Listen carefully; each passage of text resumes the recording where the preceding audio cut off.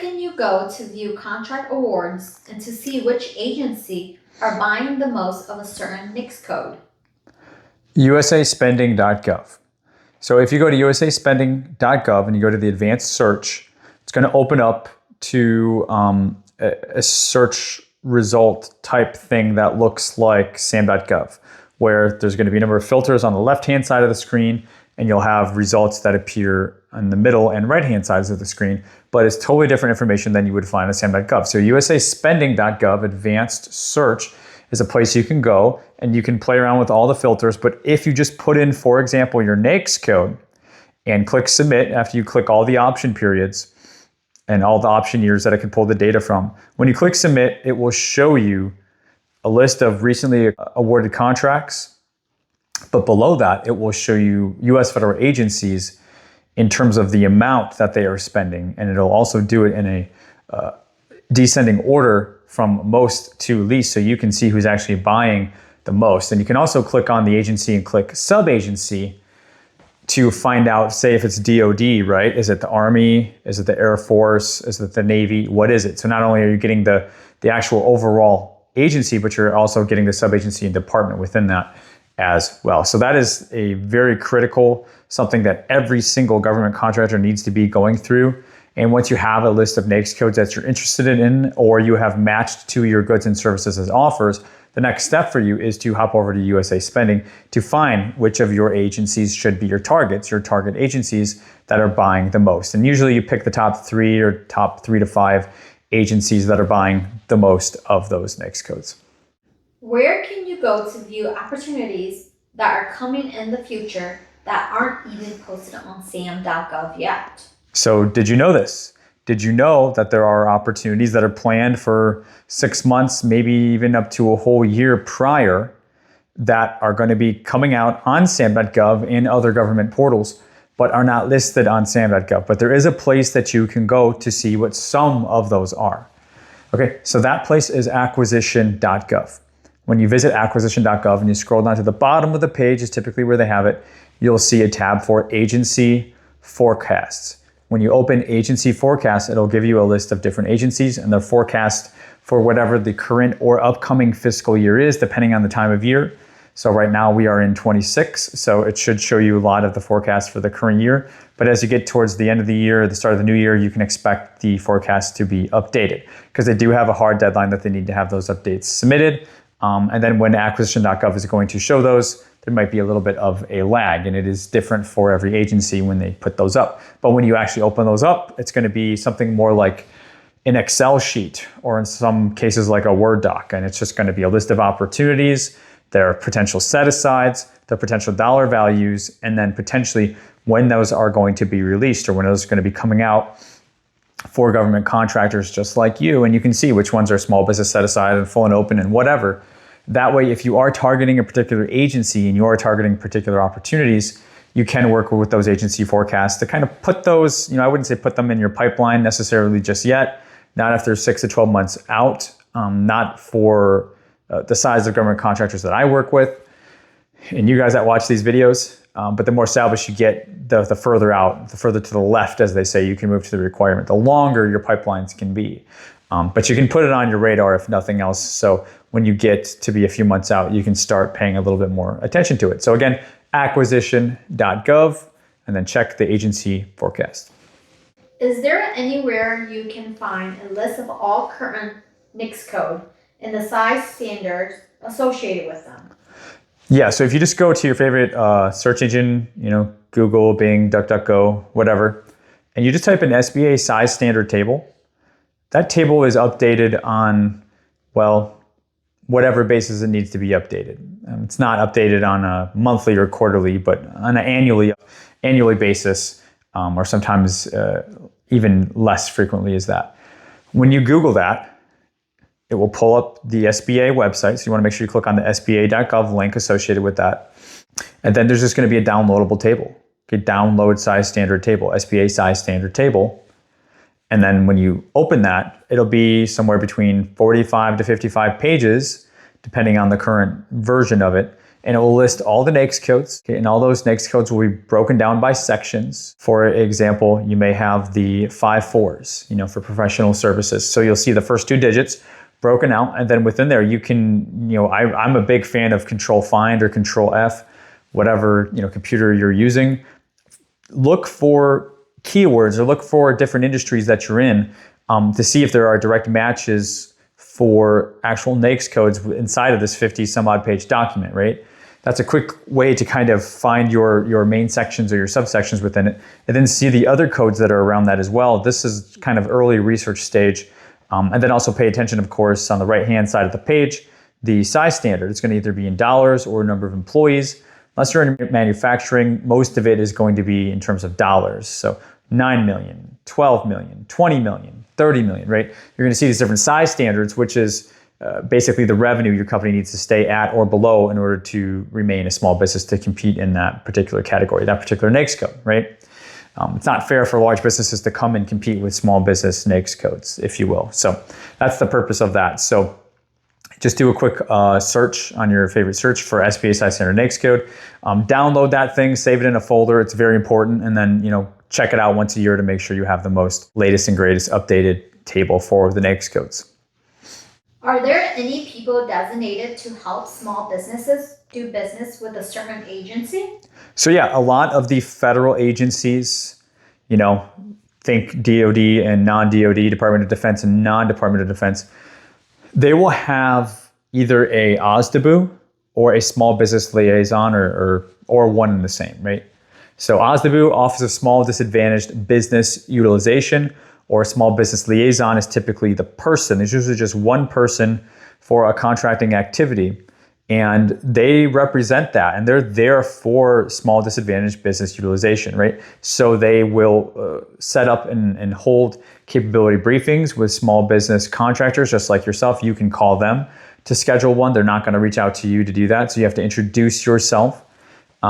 And in that, if you have any past projects, anything like that, that's certainly something you want to bring to the conversation. If not, you just talk about your offer and your capabilities. But they are a designated person. That's what they do. Their whole job is focused on small business.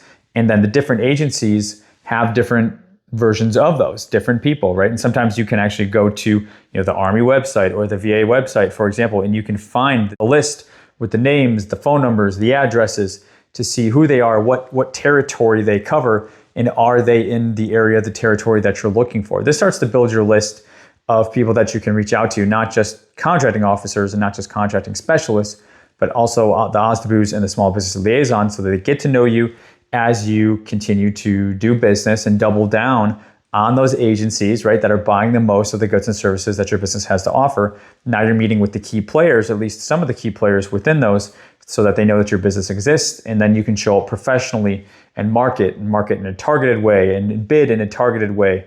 And eventually they'll get to know you and trust you, and you will be winning contracts with them. So OSDBUs are there to help you guys with small business marketing, but at the same time, they also do know the contracting officers. And sometimes contracting will tap the OSDBU or the small business liaison and say, hey, do you know any small businesses that have capabilities to do this? And sometimes they will reach out to you. Okay, so establishing that and then following up with them, at least on a quarterly basis, is good business practice. Any helpful resources for government contractors to help them with their pricing or comparing their rates to established government contractors? GSA eBuy. So if you go to GSA eBuy, or again, type it into your favorite search engine, if you go to GSA eBuy, you will see pricing catalogs broken down by industry, broken down by companies within those industries, broken down by actual GSA mass contracts. Because GSA mass contract holders, multiple award schedule holders, have their pricing catalogs publicly listed.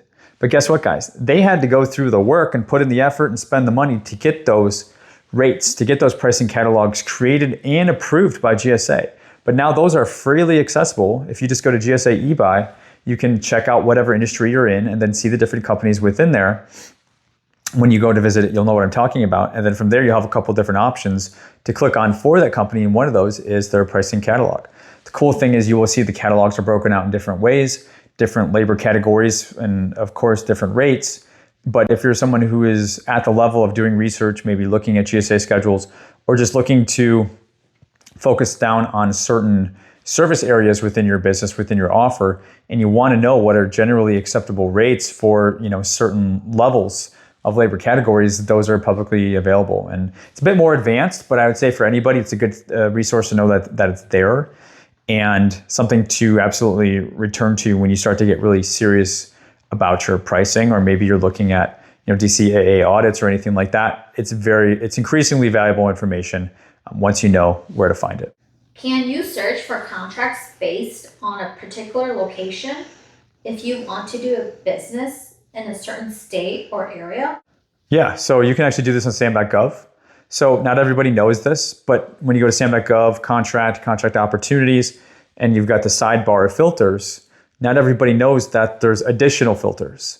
And one of those additional filters that is kind of hidden, that doesn't automatically display, is a place of performance filter. So you can search by place of performance, zip code, state, whatever you want to do. But you have to go to those more filters option, open it up, check the box, and then that will default to display along with the other filters that are currently displaying. So if you don't know that that's there, you can also search by place of performance if you're somebody, that's part of your bid, no bid criteria. If you're looking within a state or say a tri-state area, this is big for construction companies, for example, that's something that's going to be hugely beneficial for vetting down your searches. Bonus question.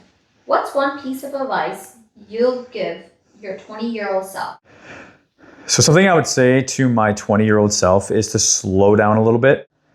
And it's better to stay with something longer than to try a million different things all at once. And I have to caveat that because when you're young is when you should try things. But I know that I made the mistake of moving on from things too quickly. I made a judgment, I made a decision about them too quickly. And there was just so much more to learn. And also, as I'm, almost 40 years old, I'm just way more interested in these last couple of years, especially in building. And I value more often spending more time and making sure that I'm, choosing the right thing or the right area, depends what it is, that I want to select. I'm a bit more selective. And then I want to spend more time building the thing because I see and I realize the real benefits and the real value comes from the consistency and the time that you have from just showing up, even if you don't feel like it. When I was 20, it was a little bit easier to be like, oh, I don't feel like doing this, or, skipping on a project or whatever. It's just for me, the way that I look at things is changed over the last, couple decades, even though I still feel like I'm 20. So guys, today we did talk a lot about some really helpful resources for you in government contracting, free resources, and truly resources that I recommend for everybody to at least check out, add to your favorites list in your browser, get the download PDFs, save them away in a folder, something like that. I'm trying to give you the no fluff, really important stuff. But all of that is to work in conjunction with you writing proposals. And nowadays, writing proposals, I think, is more important than ever. There's lots of ways to kind of shortcut the process. But my fear is that people are going to actually lose the art and the understanding of how to write proposals in a competitive way, not only a compliant way. And that's why I created GovRFP, which is my proposal writing system that I've taught to my students for a number of years. I recently sent the first 3 modules to GovRFP totally free. So all you need is an email address to access that. Kind of my free gift to you for staying to the end of the video today. You can access that if you're interested to GovKidMethod.com. Just click on GovRFP and you'll be able to unlock those modules, put in your email address, and then you can start, all the way to building a proposal outline. Really start fleshing out a really solid process for your proposal writing process totally for free. And I recommend it for intermediate levels, not just for beginners, okay?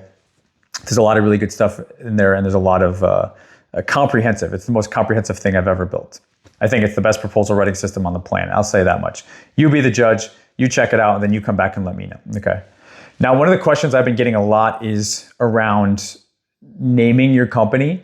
And a lot of people have had concerns about, what if my company name was this and I want to switch to do something else? And maybe it's going to raise questions. Maybe you originally set up for janitorial, but you're looking for things outside of janitorial.